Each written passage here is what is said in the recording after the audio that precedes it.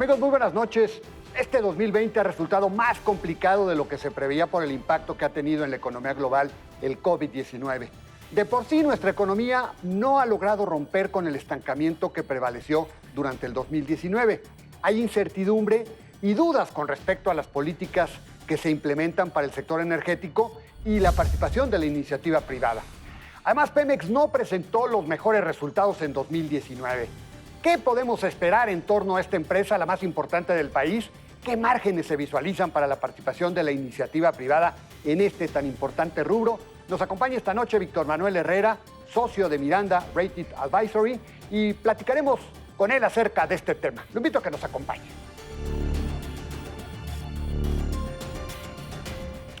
Víctor, muchas gracias por acompañarnos. Muy buenas noches. Hola, Alberto, ¿qué tal? Gracias por tenerme aquí. No, pues siempre un placer, Víctor. Bueno, Víctor, pues 2020 ha resultado mucho más complicado de lo que preveíamos. Ya sabíamos que iba a ser un año difícil para la economía, pero con esto del COVID-19, del coronavirus, pues la circunstancia para la economía se ha hecho más complicada, ¿verdad? Sí, venimos de un punto muy débil para México. Crecimos el año pasado 0. Lo más probable es que este año, antes del virus, creciéramos 0 también. Y esto lo único que viene a hacer es alentar la desaceleración de Estados Unidos, lo cual puede tener un impacto negativo hacia la segunda mitad del año en México. Sí, o sea, el mundo podría estar en recesión, Víctor, porque esto se veía, o sea, se hablaba por ahí, pero se veía como más a largo plazo. Pero ahora con el COVID-19, con esta epidemia, ya hay algunos especialistas que hablan de la posibilidad de una recesión global, ¿no? No, definitivamente. Y ya los especialistas estaban hablando de una recesión global para el 21, pero con esto y la desaceleración de China, que es muy importante, había estimados de que iba a bajar el crecimiento a 5% China y está en recesión hoy día porque para contener el virus frenaron completamente la economía, algo similar a lo que hicimos nosotros en el 2009, Ajá. pero ellos con 1.300 millones de habitantes. Entonces, eso tiene un efecto muy negativo en la economía global y lo más probable es que ya estemos entrando a una recesión. Ahora, Víctor, se suma también el tema de la baja de los precios del petróleo. Hace unos días pues hubo ya esta reunión tan multicitada de la OPEP, donde no se pusieron de acuerdo Arabia Saudita, Rusia. Hemos visto una baja del nivel de los precios del petróleo y esto también es otro factor que entiendo a México pues le pega, ¿no? No, definitivamente, y es que todo se origina por la desaceleración de China, baja la venta de automóviles, si baja la venta de automóviles, baja el consumo de la gasolina, bajan los precios del petróleo y se llega al punto donde Arabia Saudita quiere cortar la producción y Rusia dice que no.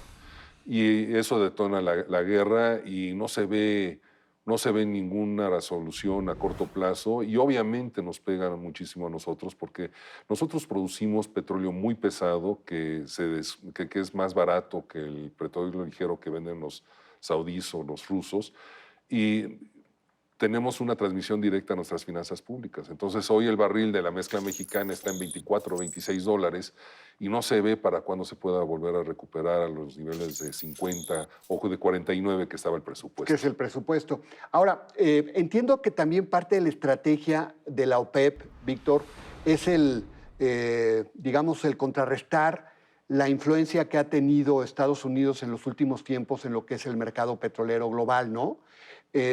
Particularmente los productores de fracking. Entiendo que pues estos, digamos, inundaron de petróleo al mundo en los últimos años, afectando a los miembros de la OPEP y a otros importantes productores de petróleo. ¿Qué tanto margen de maniobra tienen estos productores de fracking en Estados Unidos? Bueno, el impacto de fracking en Estados Unidos para el mercado global del petróleo es muy importante porque Estados Unidos en ocasiones ha sido el principal productor de petróleo gracias al fracking. Y esto empezó cuando el petróleo estaba a $100. Y cuando empezó a bajar y los árabes empezaban a bajar el precio artificialmente para sacarlos de mercado, los avances tecnológicos de las empresas de fracking en Texas bajaban aún más su costo y han logrado estabilizar su costo de producción más o menos en 40, 50 dólares. Entonces, mientras el petróleo esté en esos rangos... Sobre 40, 50. Sí, los vas a ver produciendo mucho. y hoy, por ejemplo, está por abajo. Y es una industria muy versátil. Entonces, hoy de seguro ya están cerrados unos pozos para volverlos a abrir cuando el petróleo llegue a recuperarse a Ahora hay $40. deudas involucradas, que eso también tiene muy nerviosos a los mercados financieros porque hay deudas involucradas importantes en esos proyectos petroleros de fracking, ¿no? Sí, son decenas de miles de millones de dólares Exacto. prestados a esa industria, pero hasta ahora lo han manejado muy bien. Además, lo que ha sucedido con las grandes petroleras es que conforme sube el costo de producción tradicional del petróleo, las grandes petroleras se han volteado a comprar compañías de fracking en Texas. Entonces, eso le da mucha flexibilidad porque si baja tu producción de fracking, entonces tu producción tradicional puede sustituirla con flujos para poder hacer frente a tus deudas. Y yo veo el riesgo muy acotado para que pudiera haber incumplimientos en esa industria. Ahora, Víctor, un tema preocupante, y bien lo decías, para nosotros es el mercado del petróleo, porque al final de cuentas es importante para nuestras finanzas públicas. Hace unos días ya también se dieron a conocer los resultados de Petróleos Mexicanos con pérdidas importantísimas. Lo hice la conversión, 18.300 millones de dólares de pérdidas. Y pues entiendo que hay pocas cosas positivas de los resultados, ¿no, Víctor? Sí, mira, los 18,000 que tú mencionas son los de operación. Si le sumas los ajustes de pensión, de los ajustes actuariales de pensión, te la llevan a 34,000 millones de dólares. Entonces son números muy grandes en rojo que no da ninguna buena noticia para Pemex. Pero de esos 18,000 que tú mencionas, como 5,000 millones son una reversión de activos fijos que habían subido al estado de resultados el año pasado y lo tuvieron que bajar ahora. Pero lo más importante de Pemex es que sus ventas, tanto extranjeras como nacionales, están bajando a ritmos Exacto. de 20%. Entonces, el balance de operación de Pemex antes de impuestos al gobierno es cero, es muy cercano a cero. Entonces, son unas pérdidas gigantescas las que se están reportando. Víctor, mencionabas de la importancia que tiene Pemex para las finanzas públicas. Desde el año pasado, las calificadoras pues han mantenido un escrutinio muy importante sobre petróleos mexicanos. ¿Crees que haya la posibilidad de que nos bajen la calificación, le bajen la calificación a Pemex en el caso de Moody's y Standard Poor's? Yo creo que sí, Alberto, y como te acuerdas, Fitch ya separó la calificación de Pemex del soberano y ya mandó la calificación de Pemex a grado de bono basura. Y la que está en esa situación para poderlo hacer pronto es Moody's también.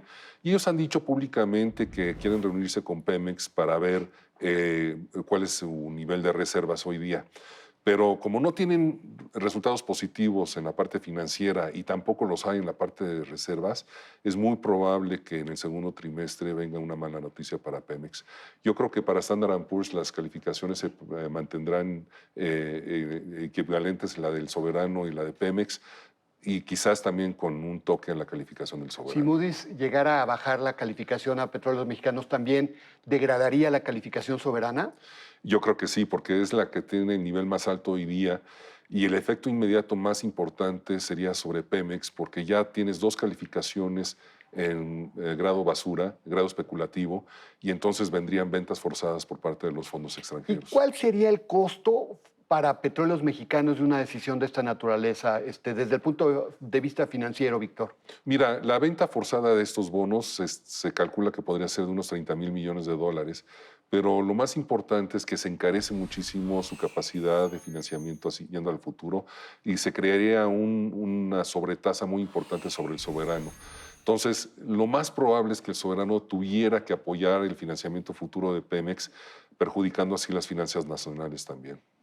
¿Qué tan importante es Pemex para las finanzas hoy en día? Mira, ya no es tan importante Ya no, como ¿verdad? antes. Ha bajado, ¿no? Ha bajado, pero aún así nuestro presupuesto público federal es muy pequeño y el petróleo sí tiene un impacto muy importante en la capacidad de gasto del gobierno. Entonces, sobre todo si tienen que entrar a apoyar a Pemex, se van a distraer recursos para poder financiar a la petrolera en lugar de infraestructura, por ejemplo. Y luego, pues supongo que para las finanzas públicas, pues es otra variable, ¿no, Víctor? Que se suma, porque si tenemos precios acotados del petróleo, si nos bajan la calificación de Pemex, más costo financiero, y luego le agregamos el hecho de, pues el impacto de lo que platicamos el famoso COVID-19 en la economía global y en nuestro país, pues supongo que vas a recaudar también menos en materia de impuestos y eso te mete más presión a las finanzas, ¿no? Sí, definitivamente sí, pero recuerda que también ha habido muchas cosas buenas que han sucedido en los últimos 20 años, entonces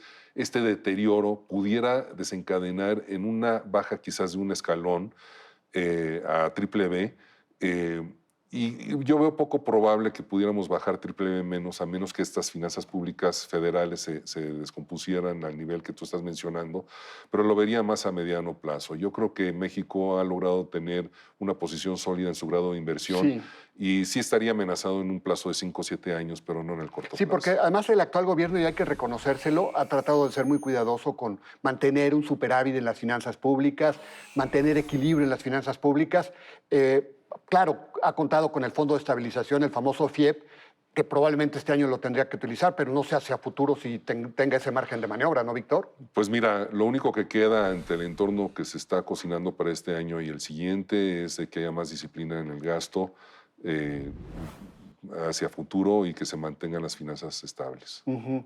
Así que, pues, el panorama, pues, lamentablemente, pues, se ve complicado, ¿verdad? Muy complicado para este año y muy complicado para el año que entra, pensando ya en una recesión global. Sí, ese impacto de la recesión global, pues, digamos, es un elemento exógeno que te llega en un momento en el que además, pues, Víctor, no traes todas consigo porque sabemos que el propio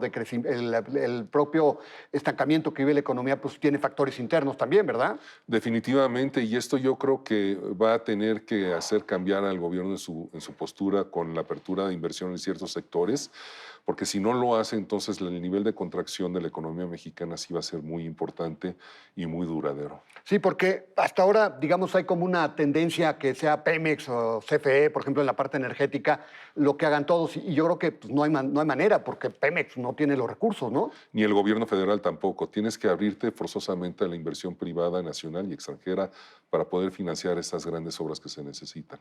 Bueno, pues muy bien, Víctor. Pues como siempre, pues siempre es muy grato platicar contigo. Muchísimas gracias por acompañarnos, ¿eh? Gracias por tenerme aquí de nuevo. Gracias. Bueno, y él es Víctor Manuel Herrera, él es socio de Miranda Rating Advisory.